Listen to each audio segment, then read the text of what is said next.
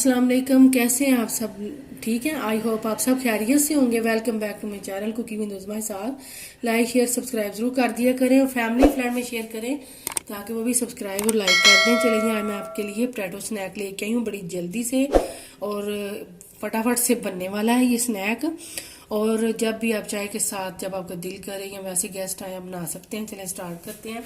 इसके लिए मैंने एक बाउल लिया और ये बंद गोभी है, इसको मैंने ऐसे लम्बा लम्बा काट के तो वॉश कर लिया, धो लिया था। ये डाल दूँ तकरीबन 1 कप के बराबर बंद गोभी है।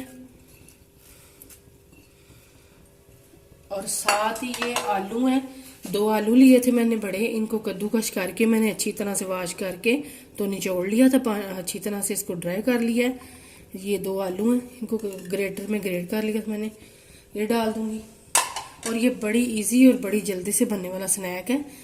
साथ ही ये प्याज है एक चॉप की हुई, एक छोटी ली थी मैंने, धनिया हरा, 1 सब्ज मिर्च है, ये डाल दूंगी।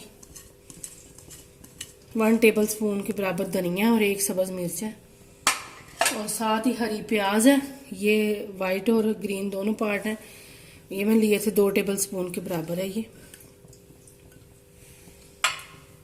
और लहसुन पाउडर 1 टीस्पून, अदरक पाउडर 1 टीस्पून। अगर ये आपके पास नहीं है तो आप अदरक लहसुन का पेस्ट भी डाल सकते हैं। नमक 1 टीस्पून अपने टेस्ट के हिसाब से आप डाल लें। और चाट मसाला जाएगा 1.5 टीस्पून। और अब इसको मैं पहले मिक्स करूंगी।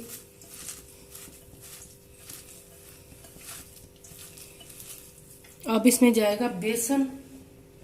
अगर पानी की ज़रूरत हुई तो मैं आपको बताती हूँ। अभी बेसन जाएगा 3 टेबल स्पून।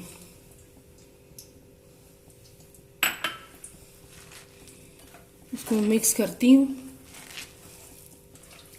ये देखें जी, पानी की ज़रूरत नहीं पड़ी, ऐसे ही ये मिक्स हो गया।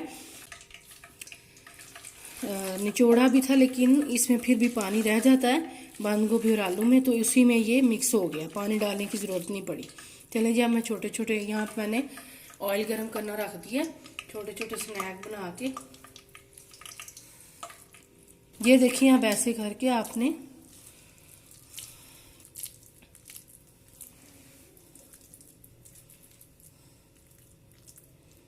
ऐसे करके आपने इसके स्नैक बनाते जाना है। ये देखिए,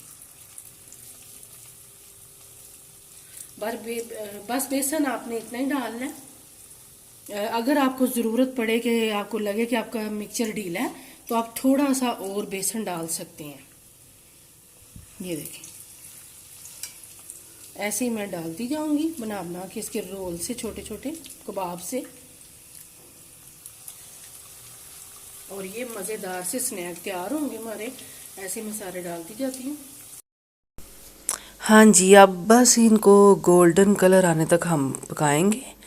गोल्डन से ब्राउन कलर और क्रिस्पी हो जाएंगे तो हम इनको फिर निकाल लेंगे। बस ये 2 से 3 मिनट में ये फ्राई हो जाते हैं, एक साइड से दूसरी से भी। अब ये देखें, अल्हम्दुलिल्लाह से गोल्डन कलर आ गया इनको। और अब मैं इसके बाद ये निकाल के फिर दूसरे डालूँगी, इसी तरह जैसे आपको पहले मैंने बताया। तो ये बड़े मज़े के स्नैक्स तैयार होते हैं। ये देखें, ये मैंने निकाल लिए हैं। अब इसी तरह मैं दूसरे भी डाल दूँगी।